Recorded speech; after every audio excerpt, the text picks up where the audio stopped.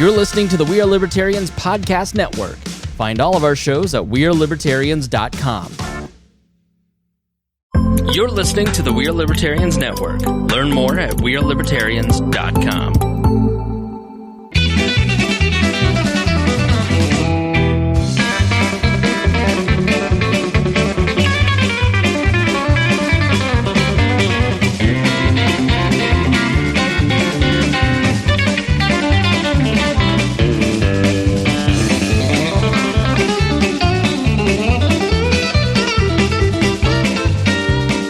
Welcome to the Boss Hog of Liberty podcast. This is episode number 239 of East Centralia's favorite podcast. Jeremiah Morrell here. On my left is my forever co-host, Dakota Davis. On my right, our executive video producer, audio engineer, and gaming expert, Zachary Burcham. What's up, Dakota? Today's episode features the legendary author, Mr. Z.B. Lee. Can I just call you Zach? Yeah, that's fine. All right, Mr. Zach Lee. I don't know. It's kind of confusing.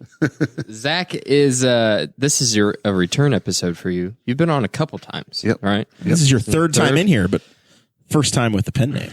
That's right. This is we're going to be talking to Zach about his debut novel called Magicians of Isavar. Okay. Man, I knew I was going to pronounce it wrong.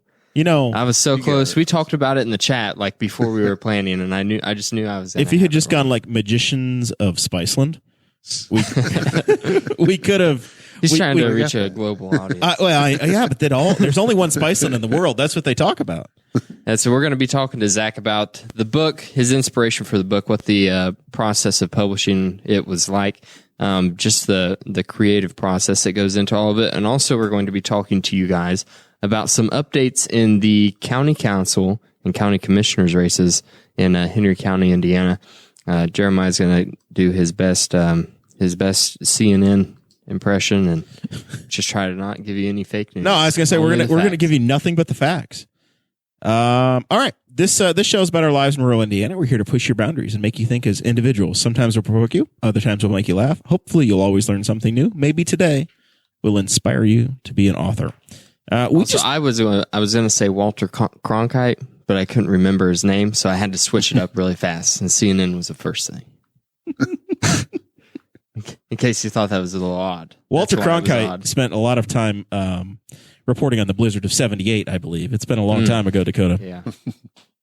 We always hear about it every year. So it's always 40 years ago, too. It's been 40 years ago my whole life.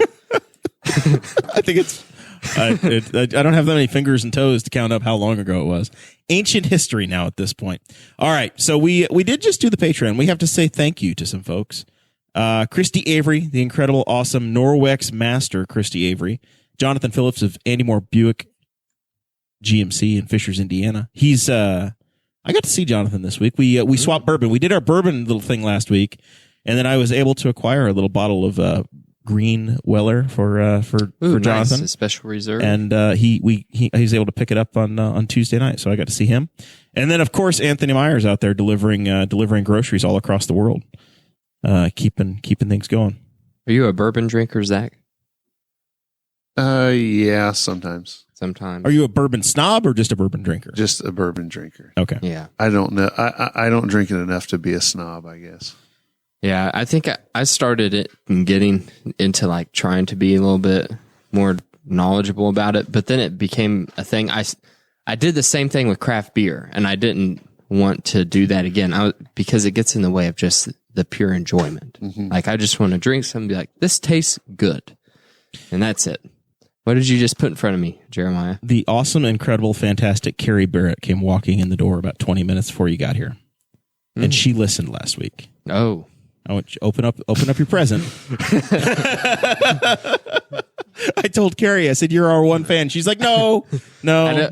Zach was watching last week too. I was like, we're gonna Zach's coming on next week. It's gonna be a much different episode, much more professional, talking about his book. But here we are, got a little tipsy with Aaron Dickin.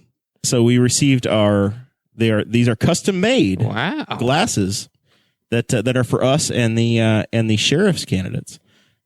When they come on, the sheriff's candidate. It's because for the bicentennial the Henry County Bicentennial Committee had some mugs made up, some bourbon glasses made up for us, and they say weird flex, but okay. Henry County Bicentennial 2022. I love that. That's so funny.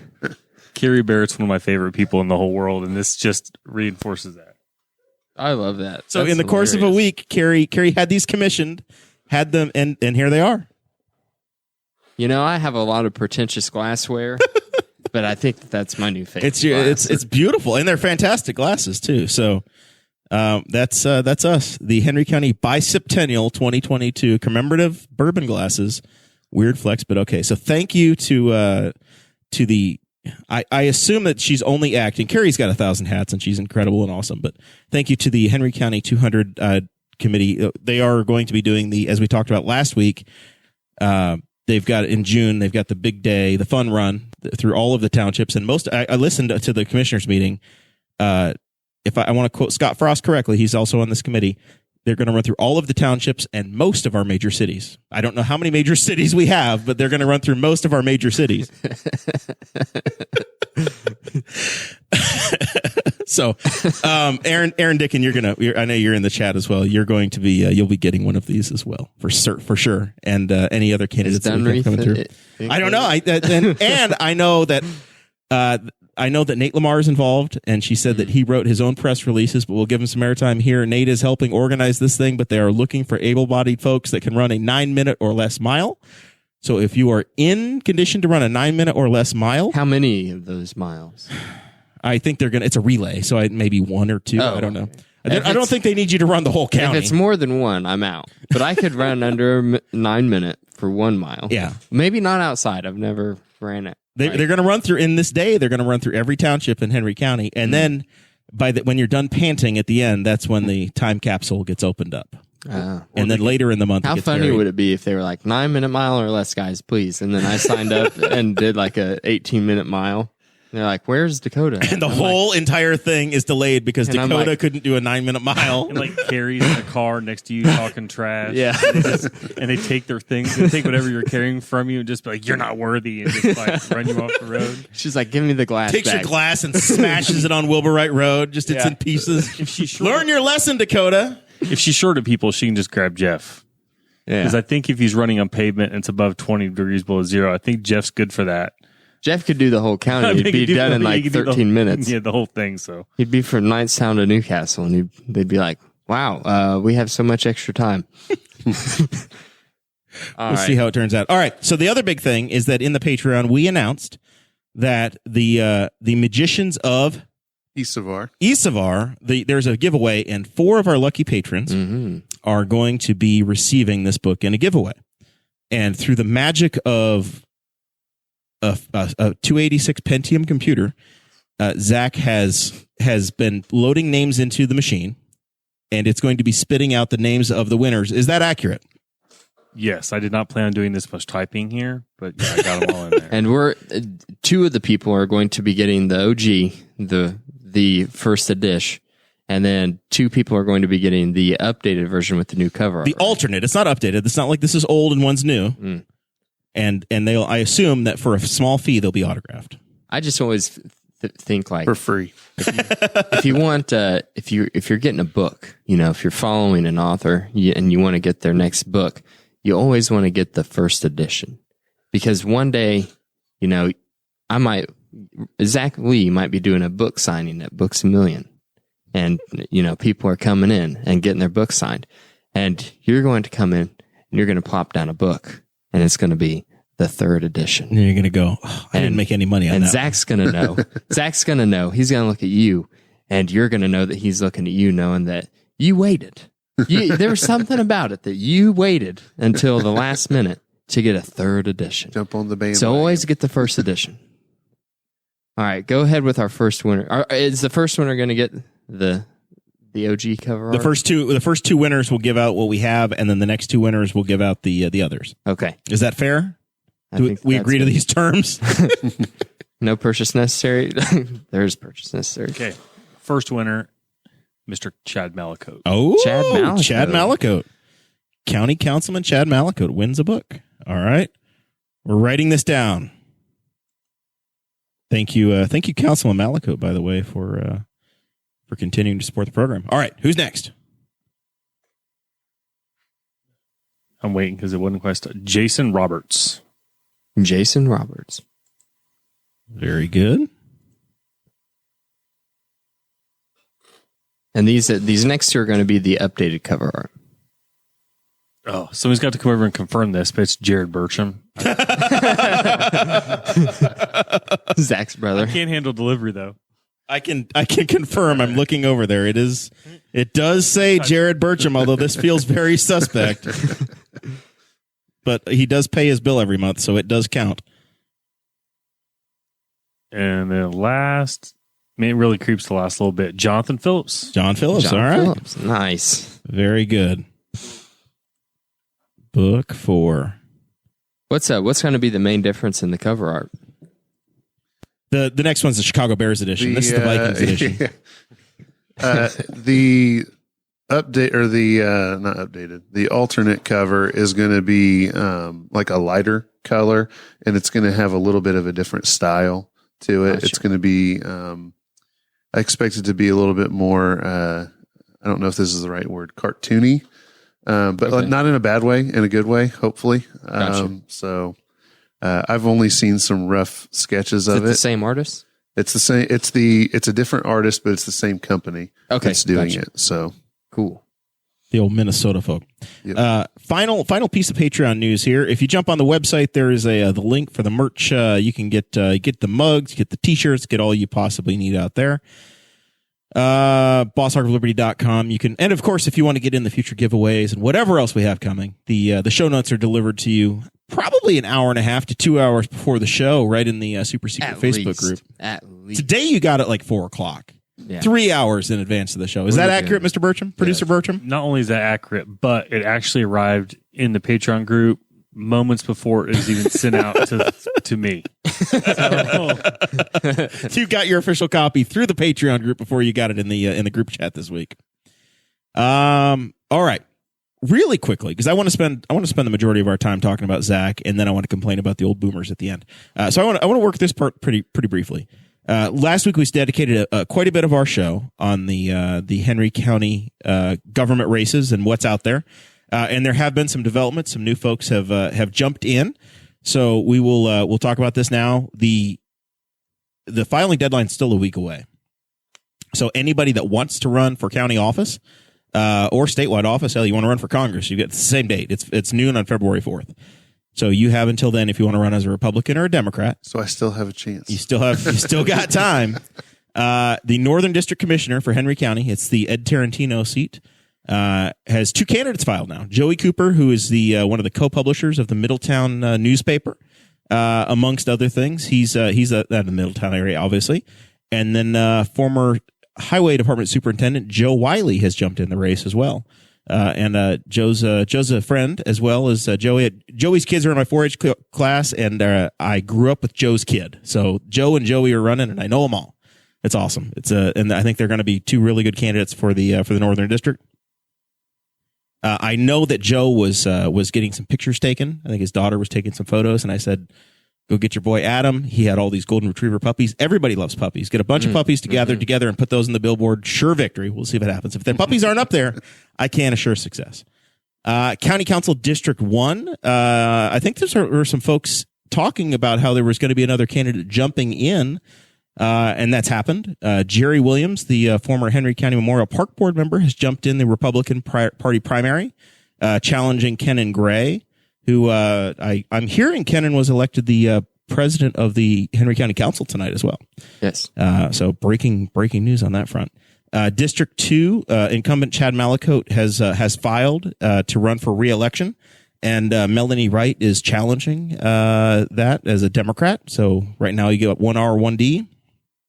Council District 3, Angela Mahaffey has filed. I believe she's from the Shenandoah part of the world. Another one of those where I know him through 4-H. I know her son through Henry County 4-H years ago. That's currently the Peg Steffendale district. Nobody has filed yet at this point on the Republican side. Council District 4, which is the eastern half of Henry County. Susan Hoon currently has that seat. At this point, nobody has run for re-election. Nobody's run at all, and Susan, I think, is talking like she might be running, but there's, like I said, there's a week left for folks to get in that race.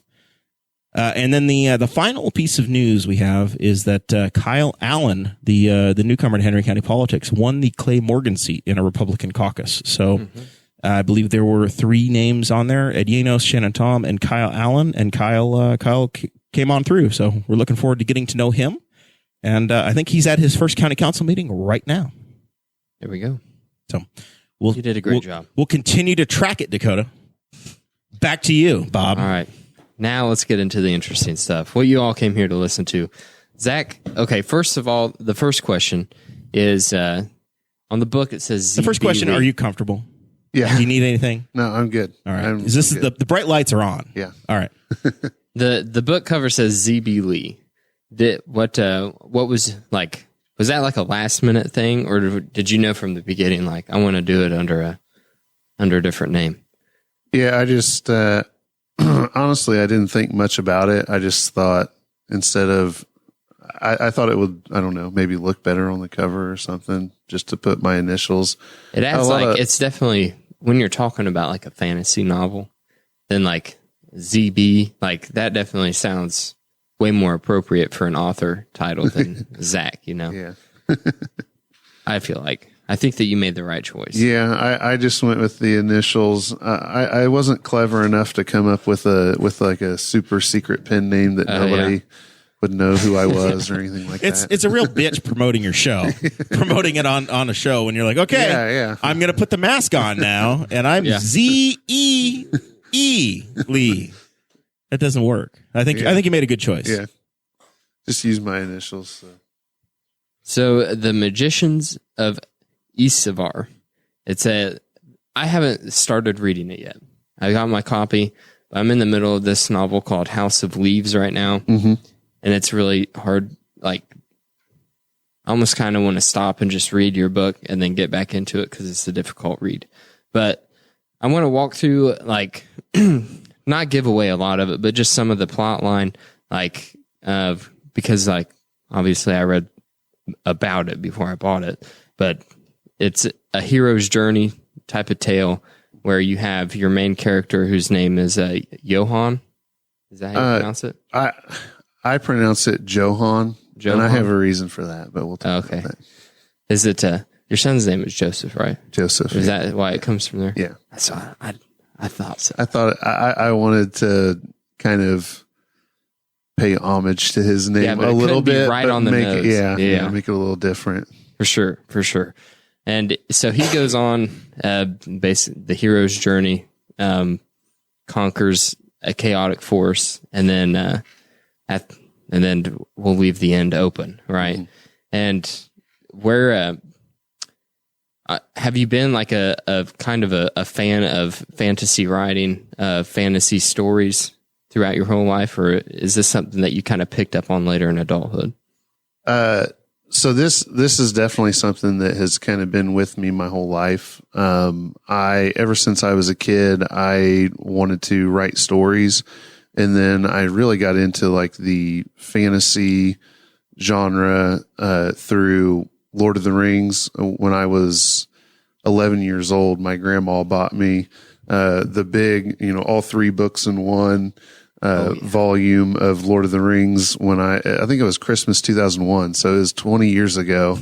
And I fell in love with it, and I loved Harry Potter. And actually, I think the first book that I read technically that would fall under fantasy would be The Lion, the Witch, and the Wardrobe, C.S. Lewis. And so all the typical like classic fantasy stories are the ones that I grew up with and the ones that I loved. And so it's just something that I've always really enjoyed as far as entertainment, whether it's books or movies, TV shows, all that stuff. So the storyline that's in this, is that something that you've had it just rattling around, other than the fantasy thing, but the actual storyline that's in this book, is that something that's been with you since you were a kid? I think so. I was always a kid that I would sit down and I would write stories in this little notebook. And my parents probably, I don't know, they probably threw them all away, but they used to like get them and read them and see all these things all these different stories that I would create. So consciously, I don't think so, but I'm sure that there is probably something in there. I know that some elements of the story, like some names and locations and things like that, are things that I've kind of pulled and maybe like formed from what I've tried to write in the past. But as far as this specific storyline, it was actually fairly new to me within the last year or so, the specific storyline that this book follows. Is it a self-contained world, or, you know, I typically when this kind of thing comes along, you'll see additional books potentially come along after. Is it in a realm or a world where you can continue to build on it? Yeah. So right now I have, for this story, I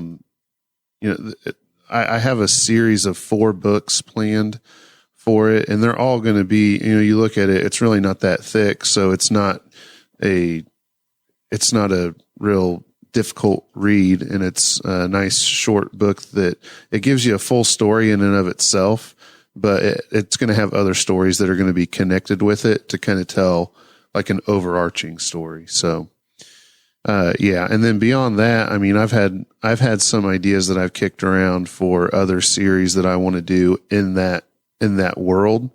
But right now I'm just kind of focused on, this story, because I've got it like plotted out and I have the whole thing planned. So like I know pretty much what's going to happen. It's just, right now it's just sitting down and writing it.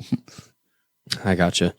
One thing that I noticed, like with your book, and especially like if you go to your website, then you can kind of see more about the book. I didn't link the website in the show notes. So that was a dumb mistake. I'm sorry. But anyway, you go to the website, then you can see, like the list of the characters. I really, really like how you did this. Whereas you go to the website, you get a good picture of all of the main characters, the side characters, and what you envision them as, how they look in your head. I love it when authors do things like that. You have a map of the world that the novel takes place in, which is called Articus. Mm-hmm. Okay.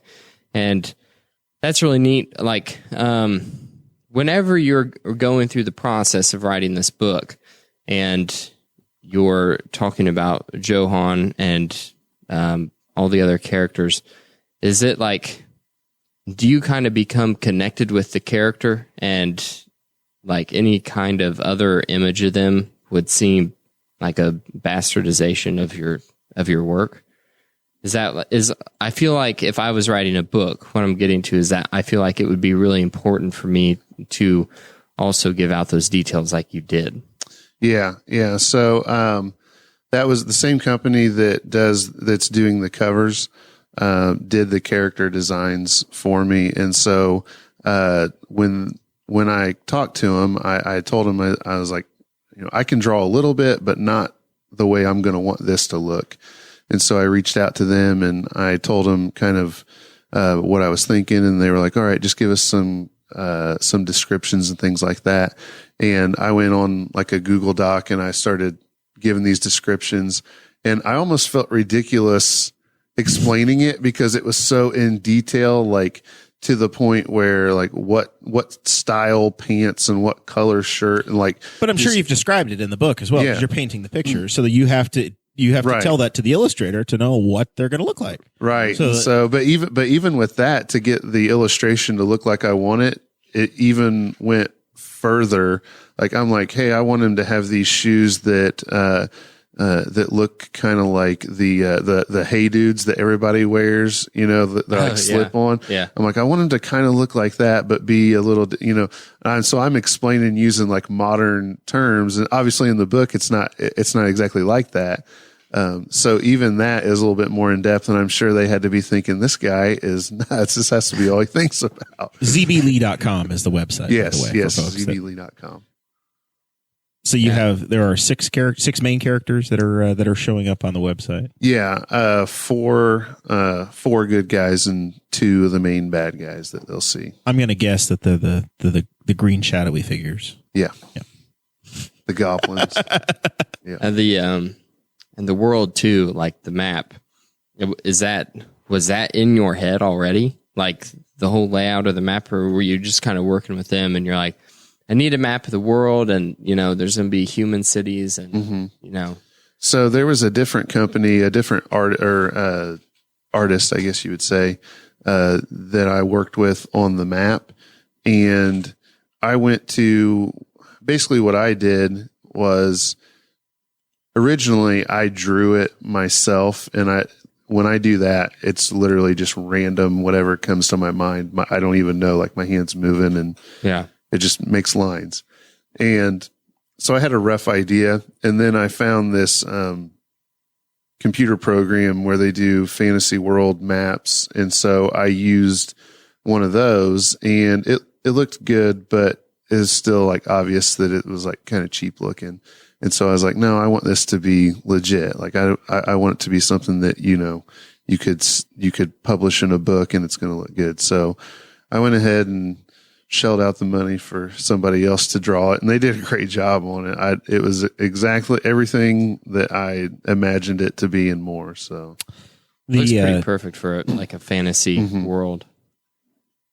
Do you remember the video game series Quest for Glory? It was a Sierra Online. It's probably a little earlier for you. Zach, this may have an idea. It doesn't sound familiar. No, that's okay. I'm old. If you're between 45 and 35, you're going, yes, I am aware. The characters are very similar to me in the feel, and I think what you're getting at. So that's where my brain is going, because I don't spend a lot of time in this space. Yeah, there's an old Nintendo 64 game that me and my friend used to play, and it had like trolls and all the magic stuff like that. And I cannot for the life of me remember what it was called, but we used to play that game all the time. And so there were times when I was writing this in my head, I was thinking of that game for certain Is it Oblivion? scenes. So it was kind of funny. Morrowind, maybe? Yeah, the Quest for Glory, So You Want to Be a Hero was the original one that I was thinking of. And it actually got remade a little bit later with some slightly more modern graphics. And then the very end, probably in the 2000 range, there was one called Dragonfire that was the end of the line of that stuff. But that's the bone that it's that this is cracking on for me, just in the nostalgia. It's very like you look at everything and it feels like it almost feels like youthful and exciting. Like you feel that way of whenever you were first either reading or watching Lord of the Rings. Yes. Like you definitely get that nostalgic, youthful, like just excitement and wonderment about the world that could be that we don't exist in. You know what I mean? Yeah. But there was a wonder whenever you were a kid. Right. And that's exactly what I was, exactly what I was aiming for. And that's one of the things that in the process, I think for so long when I was, in my 20s and you think, well, I'm going to make it big and going to write this, 400-page novel that's going to be the next whatever. And then you sit there and you spin your wheels forever, and you never come up with anything original. You can never really get anything off the ground. That's kind of how I was. Right. And then when I finally stopped and I was like, just tell a simple story. Like I'm sitting there giving myself a pep talk. You've never written a book before. Don't expect to write a classic on your first try. Which I definitely didn't. This is maybe the 50th story that I've written. So hopefully, that'll be a good one. But, it's just one of those things that when I simplified it and I was like, you don't have to add all these things. You don't have to try to be like Tolkien. You don't have to try to be like all of these other great authors who are great in their own right and in their own way. Just be you and be simple and just try to tell a fun, engaging story, and that's all I've tried to do. How do you decide the age that you're writing for? Because you can sit down and you say, we're going to write for somebody that's 12 and up. We can say we're going to write something that's truly just for adults, or you could say it's a general audience. Anybody, you can pick it up at 6 or 7 years old and be hooked.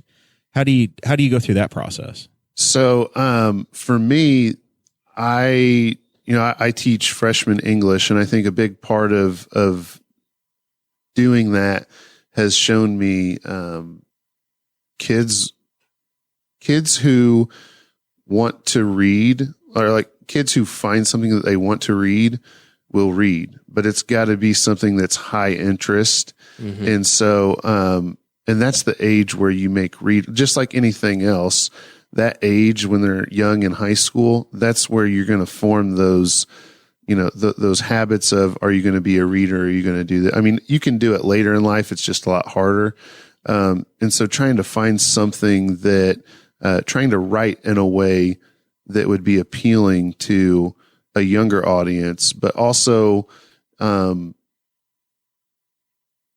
adults can kind of look at it and maybe remember some of those old feelings that they had when they read Lord of the Rings or The Hobbit or Harry Potter or something like that. And so that's kind of, that's kind of what I was going for. The big thing is I've got like a million nieces and nephews and my cousins that are like my first cousins, their kids. Like I've got a huge family of young kids, and, it was probably about 10 years ago. I thought, one day I would like to write something that's really geared toward the kids of the family that they can grow up with and read and enjoy and look back on and be like, oh, Uncle Zach, he wrote that. And then when I started having my own kids, it was like, just that I was just re-energized by it. And I thought, I've got to stop talking about it and thinking about it and just write, because I've got the ideas, I've got what I want to say for the most part. I just need to write, put in the work and write. And when I did that, everything just flowed. Are we Legal Pad? Are we like Chevy Chase and Funny Farm where he's typing on the typewriter? Are you on the Chromebook? What are you doing? I use my laptop, Chromebook, and then there are even I'll say this, that most of the actual writing that I do is laptop or Chromebook. And then if I have editing, I do it all in Google Docs to start, and then I move it over to Microsoft Word, because that's what most editors, professional editors that you send it to, they prefer it in Microsoft Word because it fits better with the software that they use. Sure. But I use Google Docs and I write chapter by chapter.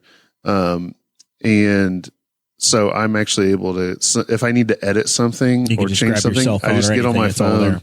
And there was one day, it was over fall break this year as I was editing some things and writing a little bit, finishing this book up. Joseph was taking a nap, and he was laying on my chest, and I had my phone, and I was like, I don't really want to watch anything on TV, but I'm sitting there thinking. And so he's laying there asleep on my chest, and I'm, typing away on my phone, writing this book. So it's just, those things that, I was going to ask you about that. Like if you set, a certain amount of time, because I have heard of people who are like, I'm in the middle of this project, and I know that from 7 p.m. to 9:30 p.m., that is the time that I'm dedicated to writing. So did you pick out a dedicated time like that, or was it more of just like, if you found time, you already had the story in your head and you were just going to write it down when you had a moment?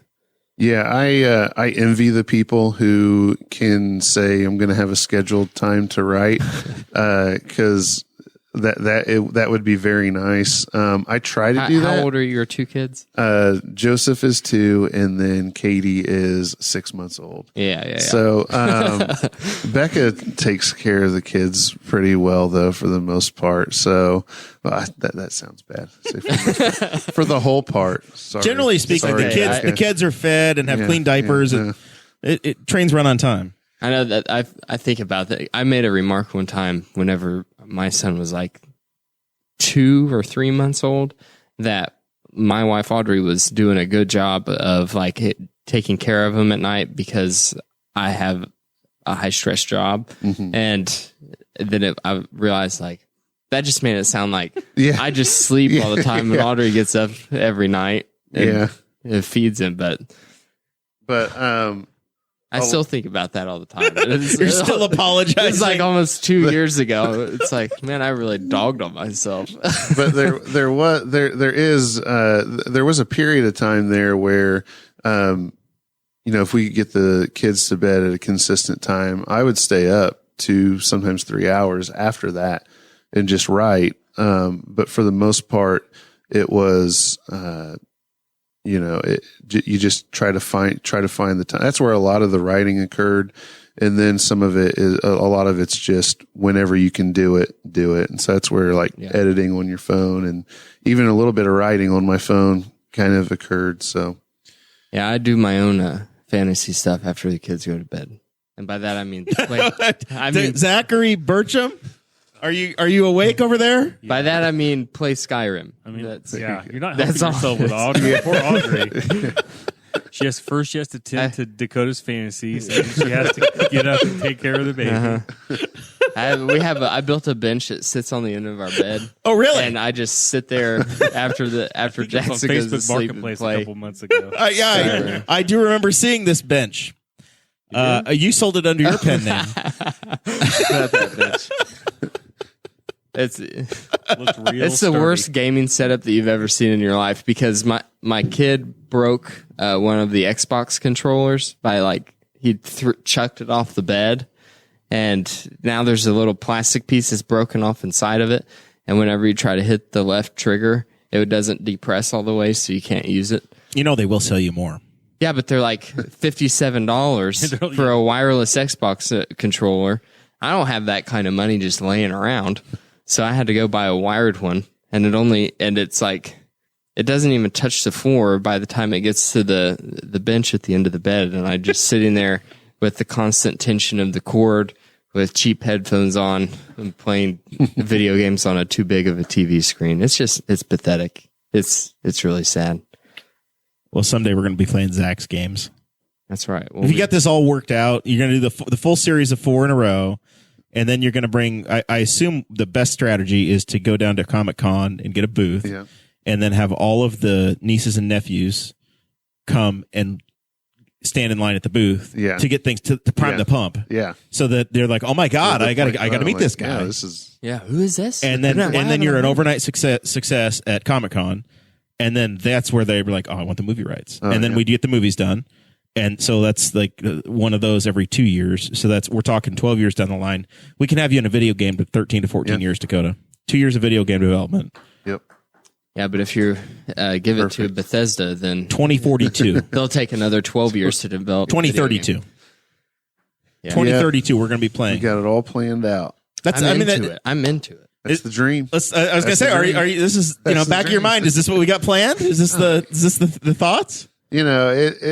It's funny because when I just want to know how quickly you're going to be unbookable, Zach. I've been living in this fantasy world that I've created, and I just wonder how much of it's bleeding over to this world because I'm like, oh yeah, I could be have a movie series one day and all that, and that would be awesome. But yeah, we'll see.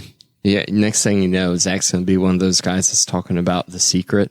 He's like, I'm just manifesting all of these things in the universe, just like George Washington did, and that's how he crossed the Delaware. What was it, Jim Carrey, that said something like, I wrote myself a check for $5 million to be able to cash on your 40th birthday?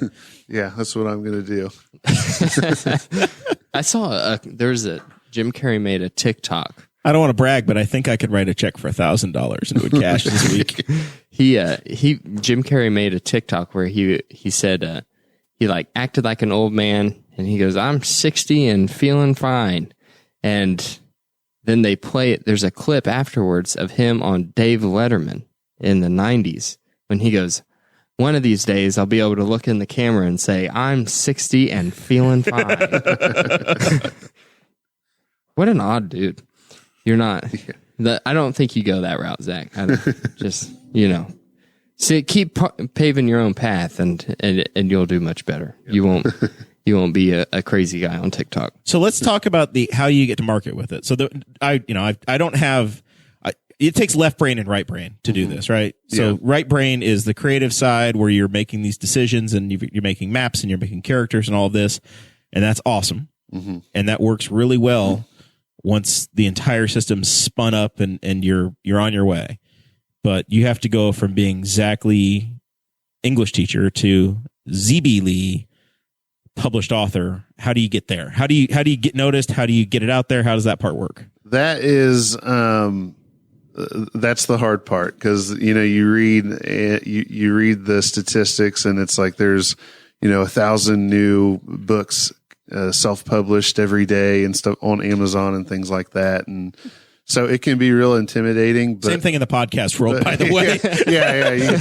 But 3 white guys sitting around with a producer. That's called a podcast. It's just one of those things where it's a long road, and so for me, my dream ultimately was that one day I would be a published author. And so I've done, even if it's self-published, these days I think that the stigma should be pretty much gone, because if you are willing to pay enough money, not in like there are some places that are kind of like scammy, but like if you find the right people and you can pay a good, amount of money, then you can have a very quality product in self-publishing. We're in a completely different world for content creators, whether it's a digital content creator making YouTube videos, Facebook videos, podcasts, if you're writing on blogs, writing for digital media, or if you're writing books. This is absolutely 100% professional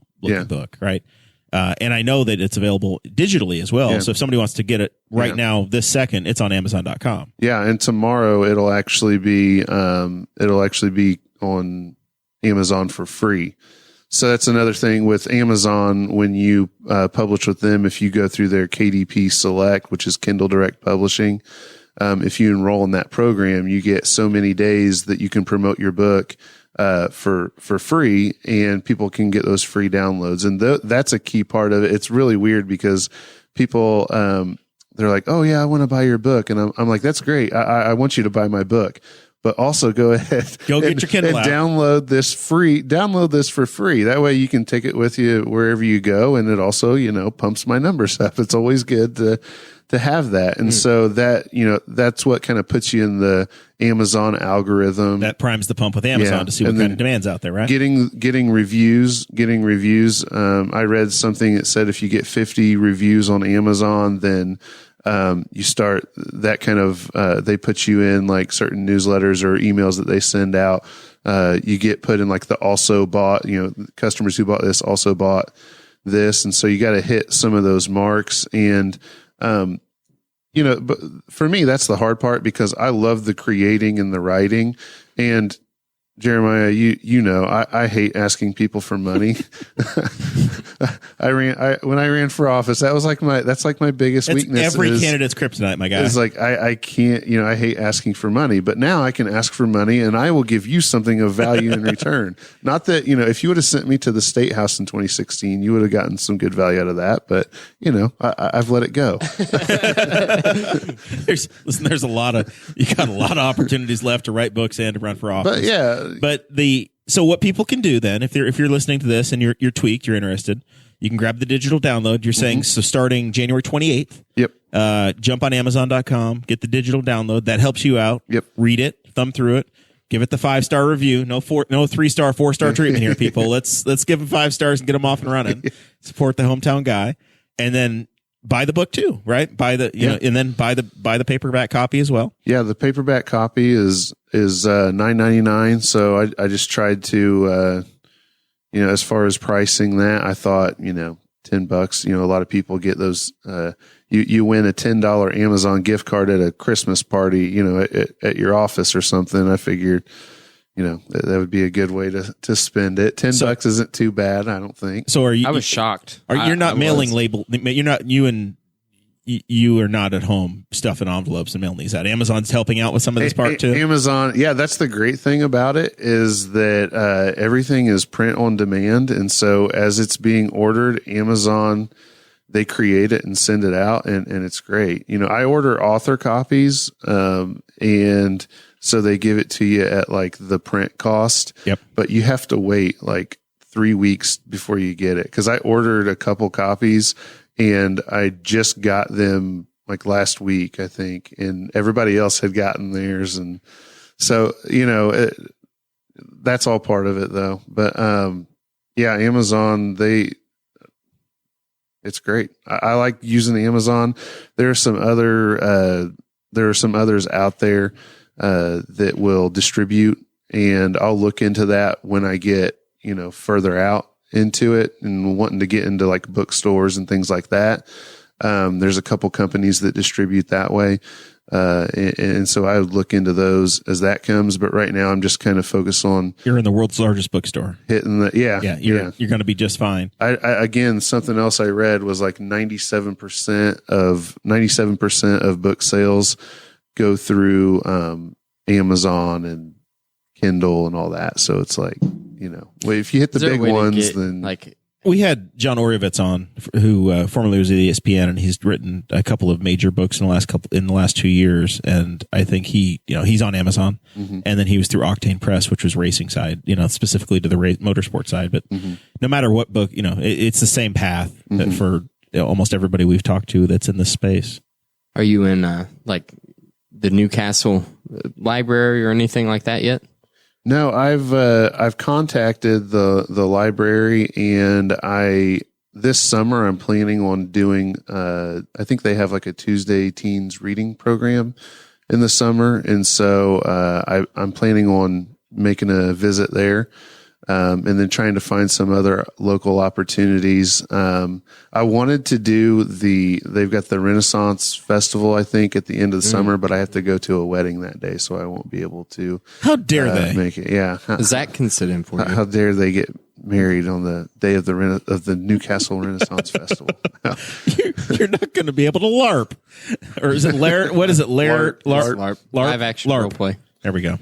Yes. Yeah, we went last year. It was a really cool festival. I was super impressed by like how all out everything. I have a cousin who does it professionally in Wisconsin or Minnesota, up in the Great White North. Like, could you imagine being one of the guys that's jousting? Like you're like you just get into like playing pretend, and then all of a sudden your life is at risk.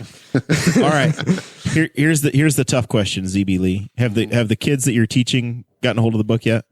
A couple of them have. Have they found any errors? Because I feel like if my English teacher wrote a book, yeah, and I could get my hands on it and find a misplaced semicolon, I would have my red pen and I would slap it down on the desk Monday morning. So I want to know, is anybody B-? That's the great thing. That's the great thing about the process is the way that I did it this time around anyway. I went through a developmental editor who kind of looks at the story, and they try to help you figure out some things that make sense or maybe don't make sense, and maybe rearrange some of the plot if you need to. Yep.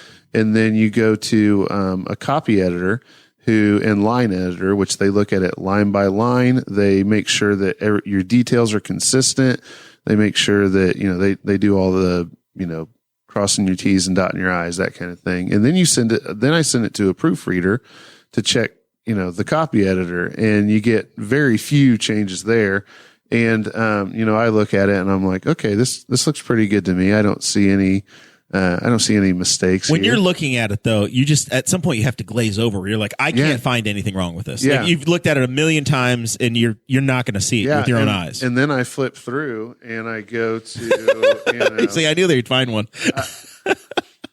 I go to one, I can't remember where it is, but I go to one page and I'm like, oh, wait a minute, that word's supposed to be hyphenated and it's not. So like, it's not something that most people are going to catch.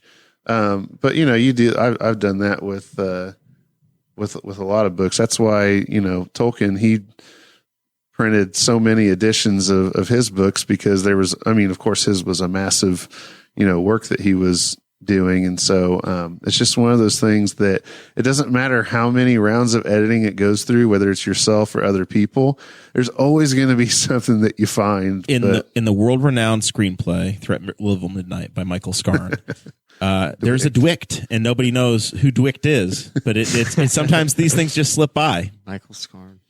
But yeah, so I haven't had any students come to me and give me a B- on it yet. Well, once they listen to the BHOL podcast, Yeah, they're going to go find that. Yeah. they're going to dig in. Maybe they should get extra credit. Yeah. If they can find errors, maybe they should get some extra credit. That's a cool idea. that's the hard thing, because like I've told my students about it, and but like I'm trying to like toe that line of, is this unethical to like push this on my students? So I'm like, hey, it's out there, So I have a team of juvenile proofreaders. Yeah, unpaid labor. Your English assignment today is to go through this chapter and show any mistakes you I find. need your red lines back by 3:00 this afternoon. Instead of buying Kleenex boxes for extra credit like we used to when I was in school, if you buy my book, then I feel like that would be some kind of violation. All right, so I'm going to pitch a story idea to you, and you tell me if you think this might be able to go somewhere. Picture it's January 1978. There are Mopar cars as far as the eye can see in a small East Central Indiana town, and it's a tough people that can handle anything. They're hardy. They're a hardy. They eat beef stew. They're surrounded by rain trees. They don't even have cornbread. And I think that they still have. Best I can tell, there's probably we're in an era where there are still Plymouths on the road, and also people with horse and buggies that go uphill both ways to school and to the mine to do their coal mining or whatever the hell they do. But they're hardy people, and they get 15 inches of snow in 24 hours. Do you think? I do exactly where this is going. Do you think there's a story there? I think there's a story there that could just live on. I think it's a timeless classic, a generational a tale. It will never die. You're In 1998, kids will be telling people about it. 1998, people will be going 40 years ago. Zach Burcham, do you think there's something there? Do you think that the local audience would embrace this story as their own? Like a mighty stallion that couldn't be beat to death for any longer. This might be the book we write together, Zach. Yeah. A classic tale. See, I have a couple of one more thing I wanted to ask you about, and this is something that's interested me for a while. As I've heard, I've always been into video games. I've always been a big reader, especially fantasy. Like, you're talking about you're a freshman teacher. When I was a freshman, sophomore in high school, this is definitely something I would have picked up. And I've whenever I dig my teeth into something, I have a tendency to get really obsessed. So like I'll read a book and I will get obsessed with that author, and I will listen to every interview that they did. I'll read columns that they wrote in newspapers, and that's just how my brain is.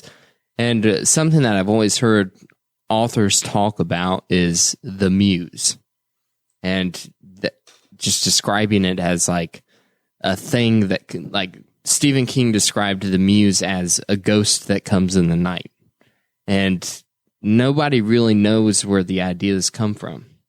And I want to know like what your opinion is. Like, do you just get this idea, and do you think it's just meant to be there? Do you think that you get the idea because of being raised on fantasy novels yourself? What do you think? What do you think it is? That's a really good question. I think that there's definitely something to it. You don't know where the idea really comes from, but I think that one thing that I looked at during this process, because my biggest thing was when writing, not being able to, the thing that would stop a lot of my projects was that I was not able to kind of see the end and see the plot.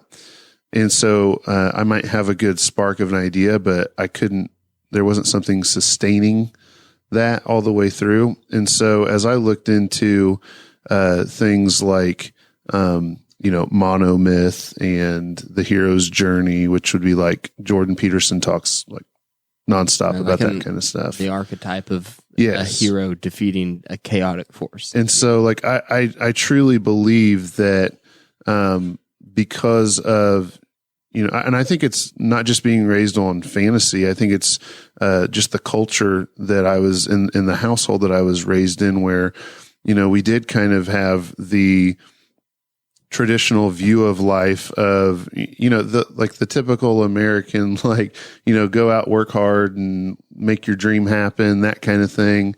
Mm-hmm. And so I think that there's something to that. I think that there's something to, my faith that I was raised in. I think that, whether it's, I think some things are definitely consciously in there that I am thinking like, this is part of these are part of my beliefs and my values. But I think that there's a lot of unconscious journey of the good emerging to conquer chaos and then delivering the good to their community after the journey. Yeah. That is a central tenet of an Abrahamic religion. Yeah. Yeah. And that's kind of, I think initially that was an unconscious thing or maybe a subconscious thing that I was doing as I was writing. But I think as it became more conscious, as I studied it and looked at it, I think it made me more aware. And so it made me better at writing that kind of a story because I knew what I wanted to do and I knew where I wanted to go with it. And so, I think it's really hard to say where the ideas come from. I think I was writing some of my own notes here and I was thinking about it today and, it's funny because the idea for this specific story came to me as I was mowing the yard in the summer. So you're going to say in the shower. And no, some of the best thoughts are mowing the yard. Oh yeah. I've solved all the world's problems mowing the yard. It's prime podcast listening time as far as I'm concerned. It is. And so I think that, with that, I honestly don't know where it comes from. I couldn't pinpoint it, but I know that it's something in my environment that I was raised in and that I'm part of. For sure. So this book wouldn't exist if you didn't buy the bigger yard. When you moved to the new house and got the big yard. Yeah. I don't know. Postage stamp down at Sunnyside, you just don't have time. And then there's not enough time to write a book. One other thing that I'm interested in is with the map of your world of Articus. I just said that I play Skyrim. I've been playing Skyrim. I played Oblivion before that. I've been playing Elder Scrolls for 12 years of my life. So what the Elder Scrolls has done is it created this world, and in each different, they've been able to create different series, different storyline, and moved it into a different part of the map. Is that kind of what you're doing, or is that something that you could see happening in the future? Yeah. Right now I have, in this initial series, what I've got planned out is there's a few spots on the map that, Johan and the rest of them will, kind of take their journey through. And then, but I have some of the ideas that I've kicked around are, maybe overlapping somebody else's story in this different culture over here, taking a different hero and having them have their own set of problems and own set of issues, but still in that same world. And there may be some overlap, or I may just decide to set it way in the future from the point of this story or something like that to where they're not totally connected. Infinite amount of possibility. Do you mention a year in your fantasy? And since this is fantasy, obviously you don't have to have a timeline, but do you mention a year that this exists in? No, that's actually one of the things. A creative decision you're able to make. Yeah. I like the ambiguity of the time because as you read it, you'll notice okay, and if you look at the characters, you think, well, it kind of looks like maybe like a typical medieval type of, thing, but it also has hover pods and stuff like that. So it's a little bit, there's some futuristic seeming elements. Now it explains how that stuff works in the story. a little bit. But even if you look at some of the details and this is how detailed I get when I think about the world, the world that I've created is I've thought, when you look at the details of the character designs, even in the clothing, you can see that even though some of it looks like older, maybe medieval or Renaissance, whatever, in the details, there are some things that you would notice that you'd be like, well, they wouldn't have had that in that time. And so it creates like this ambiguity of you don't know what time it's in. And I actually got that more from, I used to love the anime Dragon Ball Z. And I remember watching that as a kid, and everything in it was like super futuristic and all that. And then all of a sudden you would see like a dinosaur. Yeah. Or they're like wearing like old style clothes. And you're just So you're like, okay, they developed society, then we lost it all. You don't know if it's forward, backwards, what it is. Yeah. Parallel. I kind of know it. I kind of know what it is. I haven't fully, when somebody asks me the setting, my idea is that it is a lost continent on our world that's just it's in a different time. I can't. Have you ever listened to the This is the thing we almost named the deer after. The island people. Oh yeah. The hell was the guy's name? We should have. The damn poll failed us because we don't remember the guy's name. Missionary that went to the visit the uncontacted tribe and got killed. Oh yeah, a couple years ago. Yeah, do you remember his name? I don't, but I remember John Chow. John Chow, that was his name. North Sentinel Island. Yeah, the Sentinese. North Sentinese people. We almost named the deer on the wall John Chow. Until you tell me otherwise, this is another North Sentinese island. Your world takes place there. I kind of had like a type of Atlantis type of thing where it's like this lost world that nobody really knows where it is or anything like that. You ever listened to the show? It's a podcast called Hello from the Magic Tavern.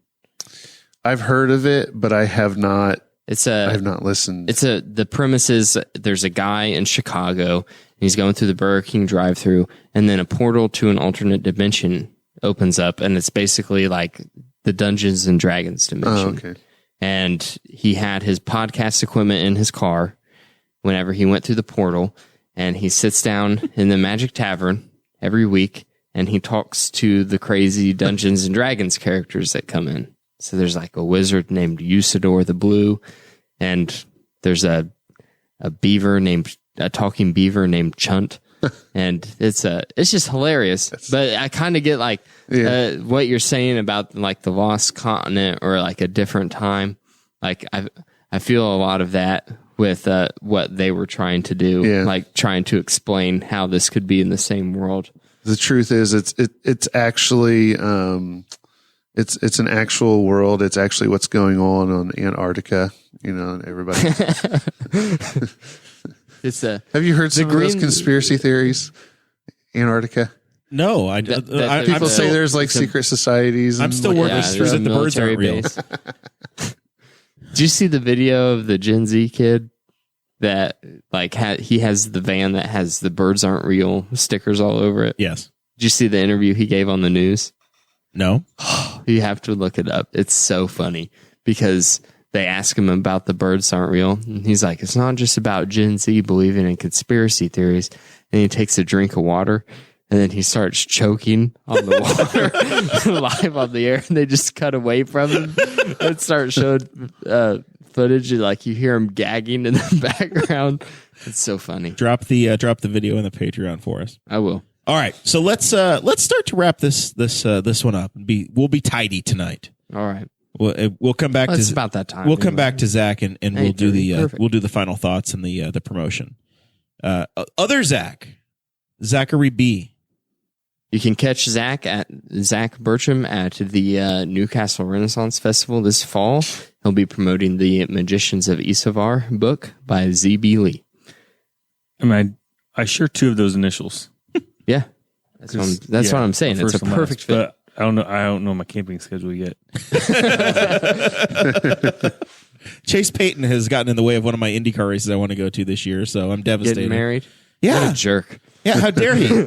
Everybody Jeremiah knows gets married on either a race weekend or in the month of May, and they should all just know better. It's only like 17 weekends. Well, thank you for getting married in the off season, Dakota. You're welcome. Oh, no, I've got nothing. Shovel your sidewalks, people. Are you ready to go winter camping at Zachary? No, I sent you a video of some folks that were up in Tippecanoe County camping. Yeah, good for them. Like I've been working overtime this week, and so I leave in the dark. I get home in the dark. It's been cold.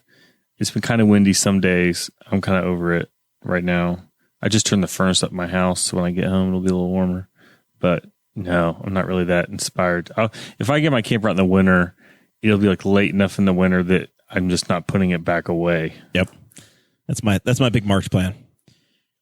All right, ZB Lee, zblee.com. Give you a follow on the tweeters, probably, I'm guessing. You promote this thing on the TikTok, Instagram. Yeah. TikTok, Instagram. Actually, if you go to zblee.com and then you go to the contact me part, it literally has everything, all of my social media, Goodreads, Amazon. It'll take you directly to my Amazon page. I've got all kinds of links on there that they're all good. And so, yeah, zblee.com, Magicians of Isavar. It's been a great process, and hopefully I can, get the story out some more.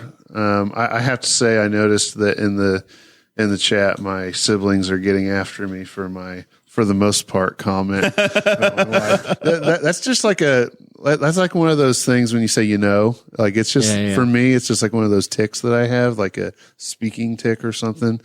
So yeah, like for me, zblee.com. I also do want to, shout out, because you guys have talked about the bicentennial or the biceptennial. Bicentennial, yes.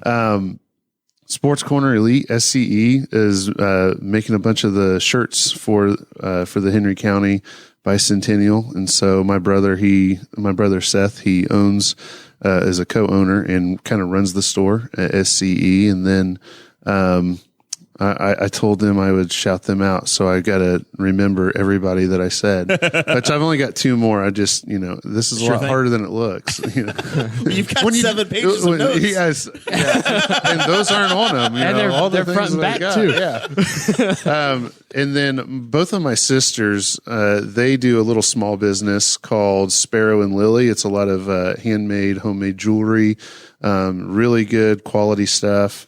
They're not in the mug space, are they? Because we have an official mug supplier. No, they don't do mugs. It's mostly women's jewelry. Are they and on stuff like Etsy? that. And then, Are they on Etsy? I honestly don't know. I know that they put their stuff on Facebook and Instagram and all that. So, and then my sister-in-law, Trisha Koger, she's a hairstylist at Tangles. So, got to shout out all the small businesses that my family's If you're in the market for a hairstylist, check out Trisha down at the Tangles. Pretty sure I'm related to Trisha in some way. So we are probably related through, in some way. probably through Chase. It's through Chase. Yeah. My mom is a Koger. Okay. Yeah. Yeah. Doesn't he look like a Koger? You just look in their eyes and see it. I mean, me and Kate have a pretty good, actually, that's just the tattoos. Never mind. I don't know. You look like your dad. Alyssa Wilson, sister, says, no, but I do love Dakota's wife's mug. She has a few. She's a proud Dainty Daisy purchaser. Oh, there we go. Were you at the field house this last week for the Gavin Welch half court shot? Oh, I was at both games. Yeah. I was there for the win, and I was there for the loss that was the next night. We lost to Wapahani on a similar shot. So yeah, I was there for both of those, and it was a crazy, exhausting weekend. So I didn't even go to Newcastle, and I got excited. It was fantastic. It was great. It was. I used to go to a lot of the Newcastle basketball games because two of my high school girlfriends went to Newcastle, and then also our shared youth pastor growing up, Mark Slaughterbeck. Yep. he would always make a point to go to the Newcastle games. So he was an educator as well. So he would, I would always just go like after my relationships ended with Newcastle girls, it was like, I'm just still going to go to the games to hang out with Mark. Like, because Mark was the greatest. It's a social thing. The basketball's fun too, but the field house is I don't make it often, but we've been, we try to get there once or twice a year at least. I go every year. I would go no matter what. I just was raised on Newcastle basketball, but my dad, he helps, he's an assistant coach for the varsity. So that just makes it even more intense for me. It's all in now. Yeah. Anything else for us, Dakota? I have a couple things. First of all, I want to welcome Brian Nichols to Newcastle. Brian Nichols of the Brian Nichols Show. He has moved here from Philadelphia and all the way to Newcastle. The mean streets of Philly. He came, this is a wild story, Zach. He came to a pool party of Jeremiah's this summer. This is why I've been telling Corey Murphy that I want a tax rebate for I want to be incentivized for the stuff I do with my pool. And Brian decided, I want an abatement. I hate Philadelphia. I love Newcastle. I'm moving to Newcastle. Wow. So he just bought a Newcastle. Sold his house, bought one here, and has officially moved here. Brian is going to be hosting the Brian Nichols Show, which is a great show on the We Are Libertarians Network. Here in this studio, he's going to be sharing a studio space with us. I'm really excited about that. Wanted to welcome him here. I had planned both times that he was moving. You have avoided the man at every turn. Well, Today we had a 6 o'clock. You invented a reason not to be here. Every time moved, we moved his stuff into storage. We moved his stuff into his house. Nope, busy, can't. He had to come and move his stuff into a storage unit before they took possession of their home. And they were planning on doing it on a Saturday. And I'm like, I'm all in. I'll help you guys move. Well, there was a snowstorm that came through that Saturday, and they had to push it off until Monday. That Monday, I had a tattoo appointment, wasn't able to work out. And then whenever they were moving into their house, they're like, we're going to start moving in at 9 a.m. And I'm like, perfect. That day was really perfect because my parents were watching Jackson anyway. So they were going to have him at that time regardless. So I'm like, this is working out great. And then I got a phone call and I had to go to work. And then tonight we were supposed to meet up about the studio and I got another phone call and I had to go into work. It's just Brian's going to think it's him. He's going to think it's him. It's not just you, Brian. It's everybody in my life. So Henry County is really drawing, we're becoming the hub for content creators. This is what we do. Future. This is what we do. That's true. It's okay. Zach pitched in. He ran his 3 miles or 4 miles, whatever the hell he did. And then he came and lifted boxes with us. It was cold. And he has some heavy stuff. You think the IKEA stuff would be lightweight? He had some IKEA thing that felt like it was built out of steel, and it was horrendous. My next tattoo appointment's not until July the 10th, so we got plenty of time to get him moved into the studio. He had a king size bed that took everything I had. A lot of heaving and hoeing to get that mattress up to the second floor of the old 1900s. It took 3 vintage people. home. It took him pulling, Jeremiah pushing, and then me trying to keep it from ripping the drywall off the ceiling above it. Folded a king size mattress like a taco, but it's in there now, and I think they're sleeping well. So yeah, welcome them in. So next week's show will be as we call Dear Leader. Yeah, it'll be the executive Grand Poobah of the We Are Libertarians Network, Chris Spangle. Brian Nichols will be in studio. Dakota promises to show up. I'll be here. Will we all be in the same room at the same time? I won't be here the week after that, though. I won't either. We're dark. Yep. We're dark. We gotta pause for just a week. Yeah. I have another thing to promote my final thoughts. All right. And that is Audrey, my wife, we talked about the Dainty Daisy before with the tumblers. She launched a website a while ago.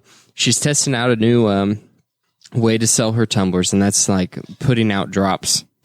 Basically, she's been making tumblers for about a month to build up to this, and she's been making them. She's been posting them in her Facebook group, the DaintyDaisyTumblers.com, or actually it's DaintyDaisyTumblers.com.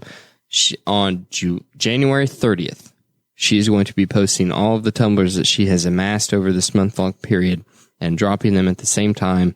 And it's first come, first serve. They are all like kind of Valentine's Day adjacent. They're not like all heart themed or whatever, but they're, she's got some pretty colors and she's also got some neutral ones. So men, guys, this is the perfect time to pick up a Valentine's Day gift. They're reasonably priced. Buy a cup and a bottle of wine and call it good. That's it. I'm just saying it's perfect. That's your mission.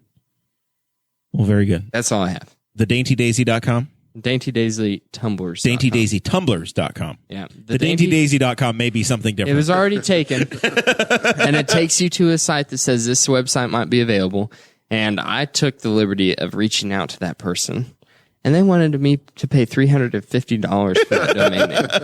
I was like, yeah. How dare you? All right. Final thing for me really quickly. It sounds like the county council has been meeting tonight.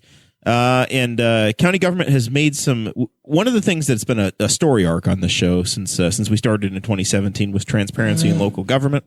And over the course of time of folks running for office and things happening on this show, we've continued to talk to candidates and now elected officials about having public access meetings at times where the general public can show up and get to a meeting on time and interact with their public officials. And getting high definition video in. So this last year, all of the meetings have started getting streamed in the Henry County Courthouse. So the council meetings, the commissioners meetings, etc., they're available. However, it appears that the council has gone to a 3 or 3:30 meeting time again. They were at 6 p.m. and now they have adjusted forward. They adopted that tonight for 2022. They have changed their meeting time, and the commissioners have done something similar as well. I think they meet twice a month. They meet twice a month, and so they have one normal Wednesday evening, and then they were going for 9 a.m., but then this week they changed it again, so now they're back to 11 a.m. So you have a commissioner's luncheon once a month. So bring your Subway sandwiches. Try to keep track at home. We'll watch it for you guys as well on the show. But if you're not happy with what's changed and the availability, then let them know, and maybe they'll reconsider. But as of right now, the council sets their agenda as to when they're going to meet and how they're going to meet. So they're meeting in person at either 3 or 3:30 on Thursdays. So what that does open up is they probably won't be meeting the same time as this show is happening. So maybe we'll have more council members on if they stick with this. We are a glass half full crowd. That's probably why they moved. They couldn't compete with this time slot. They're like, man, no one's watching our live streams. Very good. With that, we will catch you guys next week.